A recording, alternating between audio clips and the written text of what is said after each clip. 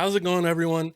So, with all these bundles coming out this month that have collector tokens in them, it got me wondering on the value of collector tokens versus credits. So, we all know that collector tokens are very hard to come by at the moment, but exactly how much are they worth in credits, and kind of what balance should Second Dinner strike with how many credits they're giving you and how many tokens they're giving you for the price of the gold that they're giving you? And so, I figured this question was right up my alley, and I decided to figure it out.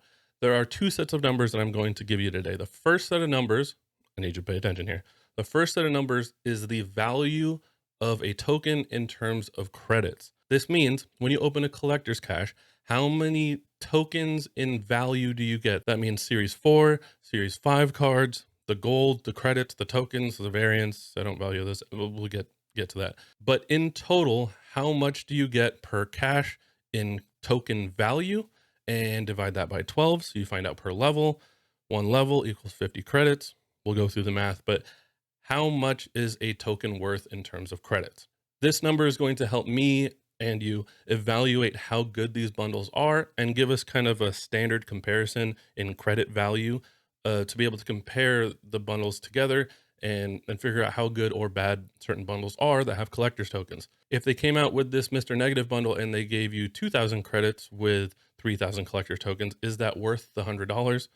It's not with the conversion, but I want to be able to evaluate the bundles more accurately, so I had to figure out this value. Now, the second value that I'm going to give you guys is how many credits you need to spend in order to get a certain amount of tokens. So how many credits you need to spend per token, and you can multiply however many tokens you are short of whatever Series 4, Series 5 card, and figure out how many credits you're going to need on average to reach that point. So, as usual, before we get started, if you love all things Marvel Snap and you love video games and you like this math stuff, make sure you like and subscribe, hit the bell. I'm trying to reach 1,000 subscribers. Second Dinner just came out with a Marvel Snap creator program. You need a minimum of 1,000 subs, so I'm trying to hit that goal. So if you haven't subscribed, consider subscribing. I would appreciate it.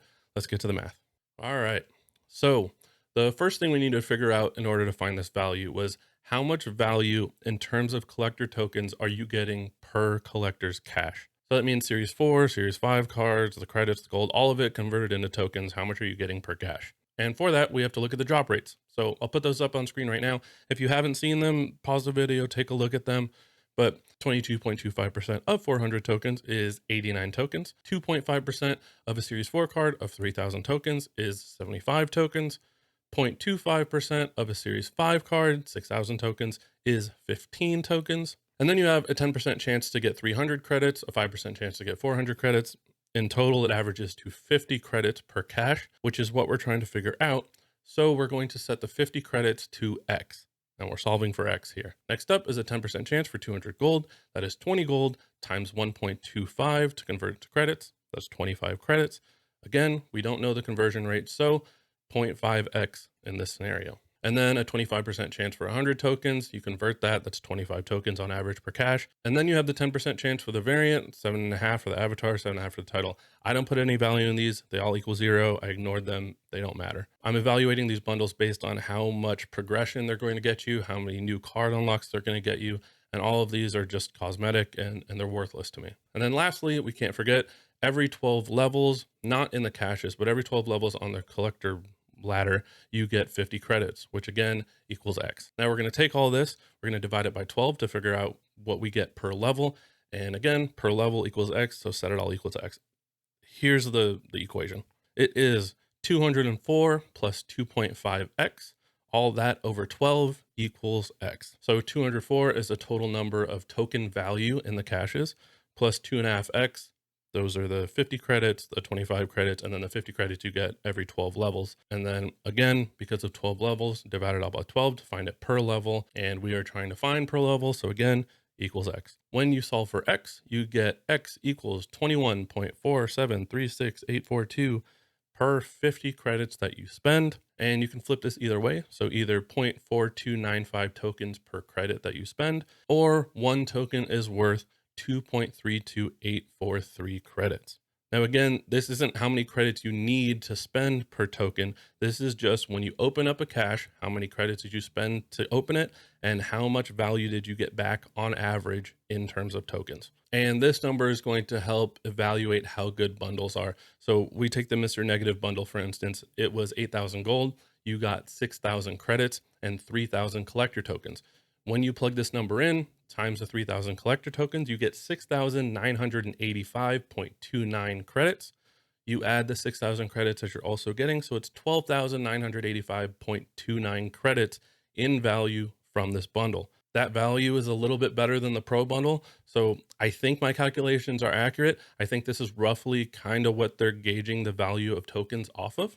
And I think it's a good consistent way of trying to evaluate bundles rather than just saying collector tokens are worth everything, you need to buy those, they're great, they're priceless. Now, little side note, this number is the value of collector tokens for pool 3 complete players. For pool 3 incomplete players, the value of spendable collector tokens is actually priceless because you have to spend so many credits to get very little collector tokens. If you use this equation and you plug in series 3 cards, they're actually going to put a lower value on collector tokens for you, but you can reevaluate the equation with 0 value for the series 3 cards. And I think that gives you kind of a better idea of how much collector tokens are worth to you guys. So when you crank out that math, you guys get X equals 12.105, which when converted, each token is worth 4.13 credits, roughly. However, for you guys, spendable tokens is worth a lot more. So you'll see in this next set of numbers how many credits you actually have to spend to get one spendable token. And all of these bundles that have collector tokens in them are most likely going to be worth your money. Now, the second set of numbers is a lot easier to calculate. This is how many credits you're going to have to spend in order to get one collector token. So there's going to be two different numbers, pool 3 complete and pool 3 incomplete. For you pool 3 complete players, on average, you get 114 credits per cache. You divide that by 12, it equals 9.5. 50 divided by 9.5, and that gives you 5.26316 credits that you need to spend per collector token. So again, the Mr. Negative bundle will take 3,000 tokens. You multiply that by 5.26316. 5.26. I like getting a little bit further in the decimals, but you multiply that and you get 15,789.48 credits that you need to spend to get 3,000 collector tokens. So for you pool 3 incomplete players, you'll take the 25 tokens you'll get spendable tokens on average per cache. You divide that by 12 and you get 2.08333. 50 divided by 2.08333, and you get 24 credits that you have to spend to get one collector token. So again, 3,000 collector tokens times 24, you get 72,000 credits that you have to spend to buy one series 4 card, which is nuts, which is why these bundles with collector tokens for you guys are a lot more worth the money if you're trying to get these series 4 and series 5 cards before you get pool 3 complete. And that's it. Some of you were wondering about the math that I use to evaluate the bundles. Some of you were wondering how many credits you need to spend to get a certain amount of tokens. I figured I'd cover it all here, give you my logic. If you guys see any problems with my math, let me know. Be happy to recalculate it. But as usual, if you love all things Marvel Snap and you love video games, make sure you like and subscribe, hit the bell. Again, trying to get into that Marvel Snap creator program, trying to hit 1,000 subs. So I'd appreciate it if you could help me out. See you in the next one.